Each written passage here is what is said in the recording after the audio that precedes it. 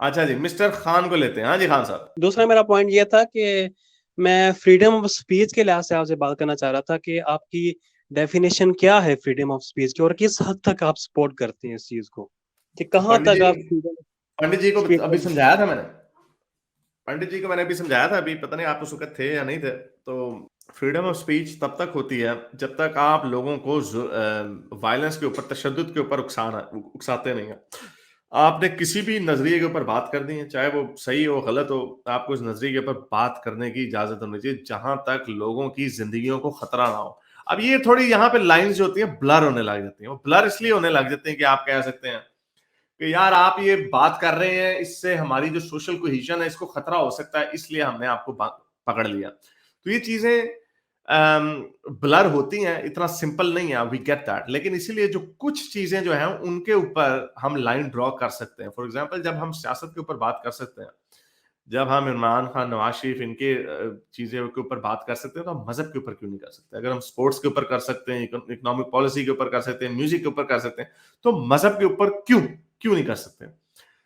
तो अगर उसमें आप आर्गुमेंट ये देते हैं कि जी मजहब के ऊपर आप बात करेंगे, जमाने में फितना फैलेगा, तो आप आर्गुमेंट फिर हुकूमत के खिलाफ भी बात कर सकते हैं, भाई इमरान खान के खिलाफ बात करेंगे, फितना फैलेगा, हुकूमत कमजोर होगी, वगैरह वगैरह। तो जो असल जो लाइन है वो वायलेंस की, तशद्दुद की, यानी मैं खड़ा होकर ये नहीं कह सकता कि इस ग्रुप के लोगों को मारना शुरू करता। ये तो क्लियर कट ब्रीच हो गई ना।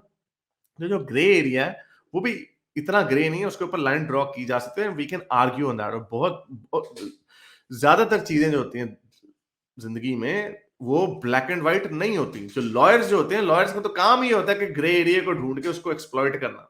और आपकी स्टेट में जो पार्लियामेंट में जो लोग मोस्टली होते हैं वो लॉयर्स ही होते हैं जो लेजिस्लेट कर रहे होते हैं।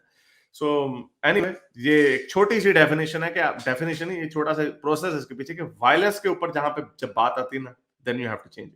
तब वहां तक नहीं आप जा सकते जी। नहीं, मेरा पॉइंट असल में काफी सारी चीजें मेरे क्वेश्चन आती हैं इस तरह से कि आप किस हद तक उसको ले जाते हैं। जैसे लास्ट टाइम अमेरिका में देख लें कि जो रिपब्लिकन पार्टी थी उन्होंने जाके अटैक कर दिया उसके ऊपर।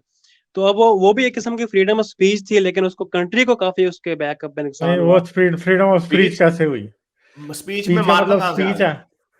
स्पीच स्पीच का का मतलब मतलब बोलो। स्पीच है।